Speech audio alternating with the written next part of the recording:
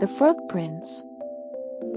Once upon a time, in a grand castle surrounded by lush gardens and shimmering lakes, there lived a beautiful young princess.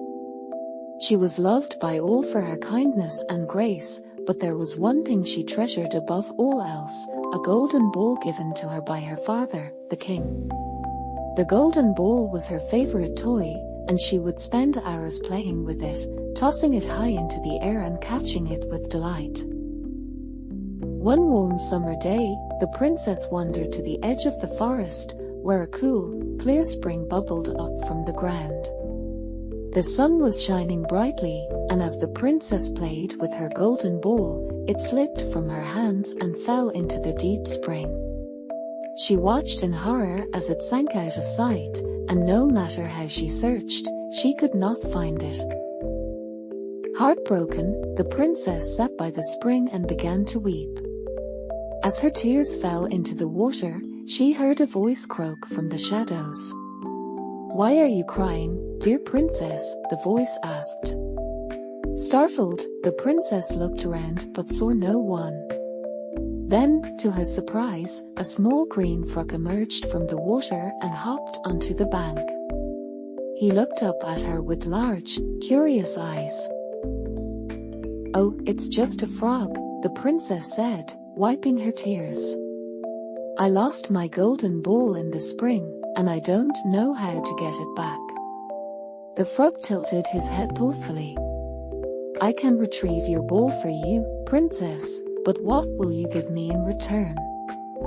The princess, eager to have her golden ball back, quickly promised the frog anything he desired. "I will give you my fine clothes, my pearls and jewels, even my golden crown," she said. But the frog shook his head.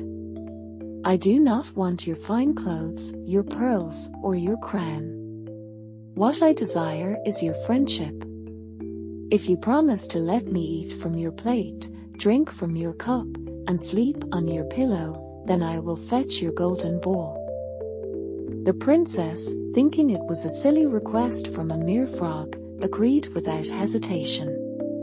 Yes, I promise all of that and more if you bring back my ball." Satisfied, the frog dove into the spring.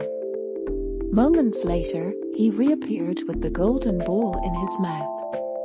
He placed it at the princess's feet, and she eagerly snatched it up, her heart filled with joy.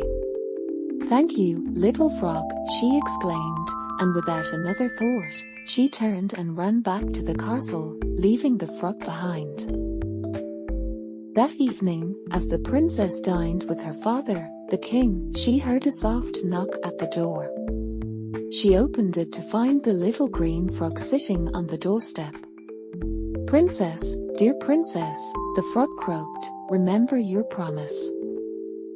The princess was horrified at the sight of the frog. She had never imagined he would actually come to the castle. Reluctantly, she told the king about her promise. The king, wise and just, said, "My daughter, a promise is a promise.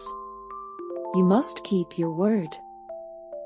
Unhappily, the princess allowed the frog to hop onto the table. He ate from her plate and drank from her cup, just as she had promised. When the meal was over, the frog said, "I am tired, princess. Take me to your room, and let me sleep on your pillow." The princess was disgusted at the thought of letting the slimy creature sleep in her bed, but she had no choice. She picked up the frog with 2 fingers and carried him to her room, placing him on a pillow at the farthest corner of the bed. But as she lay there, unable to sleep, the frog spoke gently to her. "Do not be afraid, princess. I will not harm you." Touched by the frog's kindness, the princess hesitated, then gently kissed the frog on his small, cold head.